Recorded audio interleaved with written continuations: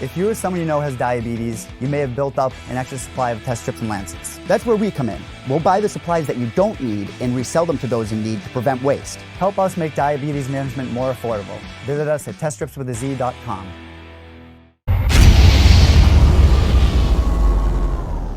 All right, we have James Wallace joining us on the program as he gets ready to take on Joe Solecki next Tuesday, July 9th, and the headliner of Dana White's Contender Series, episode number 19. James, how are you, man?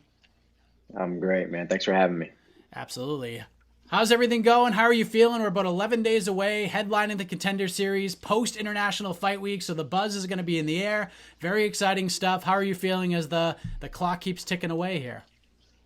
I feel great, man. It's one of the best camps of my life. Thanks to Cole Miller and everybody at American Top Team. Weight's coming off good. No injuries, so I'm excited. Are you one of those guys who gets antsy before these fights, like it takes forever to get here, or do you try to enjoy the process as much as possible? No, I like to enjoy the process. I mean, there's fighters that would kill to be where I'm at, so I just like to enjoy every workout, and it's tough, but I enjoy the process just as much as winning. You've been on a really solid tear lately, 4 wins in a row, all finishes. In fact, doing my research, all of your wins none of them have gone to the judges' scorecards. You're 26 years old. Do you feel like everything is coming together for you at the perfect time right now? Yeah, it's definitely my time right now. I'm on a roll, like you said. I fight to finish every time, even as an amateur, so that's kind of just carried on all the way. But just moving to American Top Team, headlining the card, being the first lightweight fight of this season. So it's just everything's lining up for me, and I'm excited about it. Going through and doing my research, I was looking at the pros, and I like to dabble in and see what the amateur fights look like. And I saw that Chris Gutierrez was your very first opponent as an amateur. Is this the same Chris Gutierrez that's in the UFC right now? Yeah, it wasn't my first fight, but we took that fight on short notice. I was supposed to fight one of his teammates, whatever happened, and Chris stepped up and took it. And, yeah, that's the same Chris Gutierrez is in the UFC. Is it kind of crazy to look at that, being like, oh, I fought this guy as an amateur, and now he's in the UFC, and now you're on the cusp of potentially getting into the UFC yourself? Yeah, I was following him after we fought, and he went on a tear as well. Kind of went quiet for a little while, and then popped back up, and there he was in the UFC. So yeah, I mean, one of my only losses as an amateur is to a UFC guy now, so it's not that bad. Are you a fan of the Contender Series? Like, do you watch every week over the summer and get excited for us for the events like us crazies in the media do? Yeah, I watch every week. I love it. The more outlets for guys to get into the UFC, I think the better. So, the Ultimate Fighter was a great way, and the Contender Series is kind of taken over now as that way. So I'm all for it. It's an exciting format. I can't get enough of it. You've had 2+ seasons to kind of get the lay of the land, so to speak, kind of know what everybody's looking for. What have you learned? What are your expectations when you get out to Vegas in a little over a week's time? Well, I learned don't shoot for a takedown in the last 10 seconds of the round. I don't do that anyway, but that's funny that don't shoot for a takedown in the last 10 seconds for sure. But he said he was looking for killers, and luckily I've been fighting as a killer this whole time. I mean, that's just how I am. I'm a finisher. So when I get to Vegas, I'll just cut the last little bit of weight, relax, and leave with that contract. Did you know much about Joe Solecki when you got the call? Like he's a guy he's fights a lot in like the tri-state region, Ring of Combat, the CFFCs of the world. Were you familiar with him at all? No, I wasn't. No disrespect. I'm from Mississippi and he's from over there. So no, we haven't crossed paths, and no, I didn't know much about him. My coaches did a lot of research on him though, put a good game plan together. So I'm not worried about that at all. You got your team. I know ATT does a great job at letting the coaches kind of figure all that stuff out and put the game plans together and do all the research. Do you yourself go out and watch your opponents' past fights, scout them out at all, or are you more of like a self-focused type of fighter, focus on you and not try to overthink things and kind of react to things as they happen in the moment? Yeah, I kind of like to watch a little bit, maybe a little with my coaches, but I'm not the one who goes through and finds every fight I can find and every Facebook Live I can find. It's not that crucial to me. I like to watch a little bit just to pick apart a few little things, but mostly I just let the coaches do it. And then I feel like if I execute my game plan, it doesn't really matter what he does. Yeah, Joe's an exciting fighter. You're an exciting fighter. There's a lot on the line here. It's a headline spot, so a lot of eyes going to be upon you, ESPN+. What will it mean to you to earn a UFC contract? Have you allowed yourself to kind of visualize yourself sitting in the chair after the fight and seeing Dana White talking to Lorosenko and you standing up and wondering, does he mean I'm getting a contract? You kind of have that hesitative moment where you stand up. Have you thought about that at all? I'd be lying if I said I didn't, but yes, I have thought about it. I feel like if I just fight how I fight, and everything's going to take care of itself, and I will get the contract. And it's been a long road to get here for me. I've been fighting since I was 15, so I've put a lot of work into this. And I've had 2 goals when I started, and it was to get a jiu-jitsu black belt and to fight in the UFC. So I'm on the cusp of getting one of the goals that I've always wanted.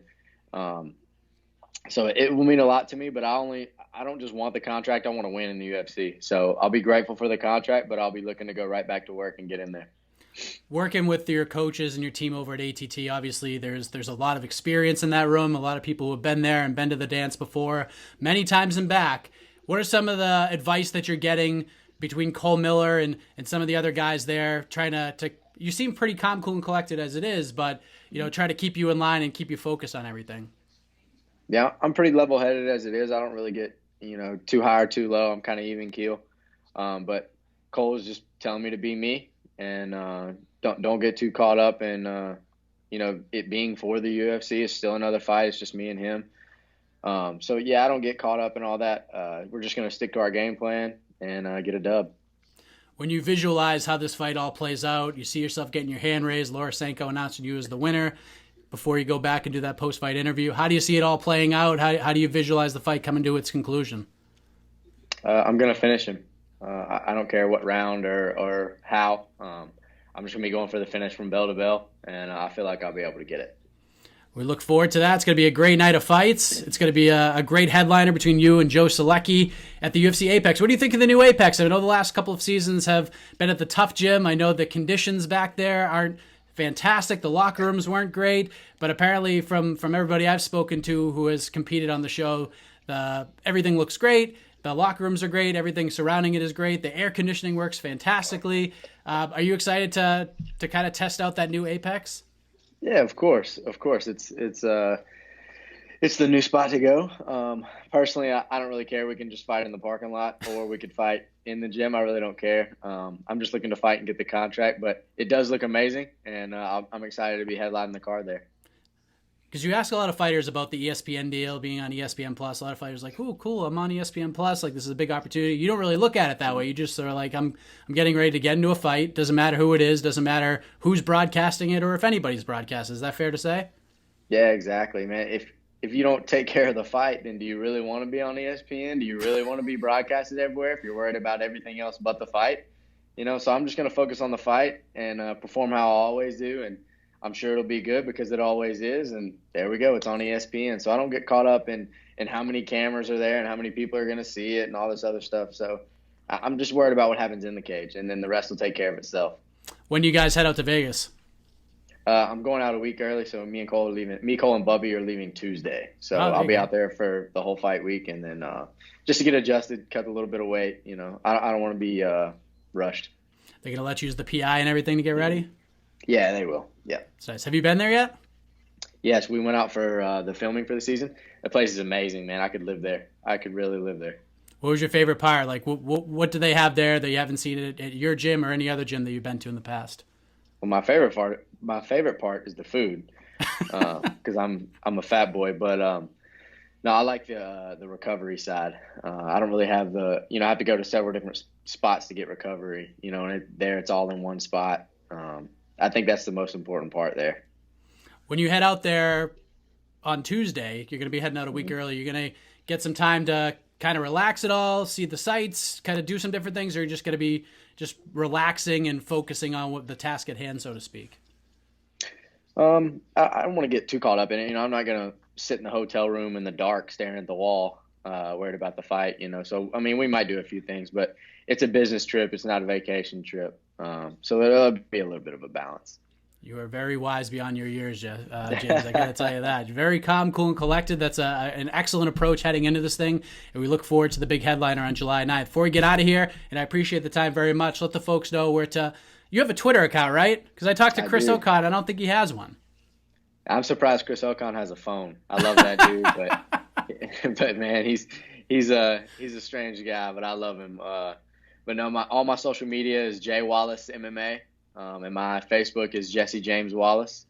And thank you for having me. I appreciate you taking the time to talk to me. Absolutely. Any sponsors, anything you want to shout out before we get out of here? Yeah, it's all on my social media. I have so much support for this one. I honestly couldn't name them all right now. The support has been crazy for this fight. So thank you to everyone who reached out and helped me, especially all my coaches and teammates that helped me out. So I appreciate it. Jesse James Wallace getting ready to take on Joe Solecki July 9th and the headliner of Dana White's Contender Series 19. Thank you for the time, man. All the best to you. Hey, thanks, brother.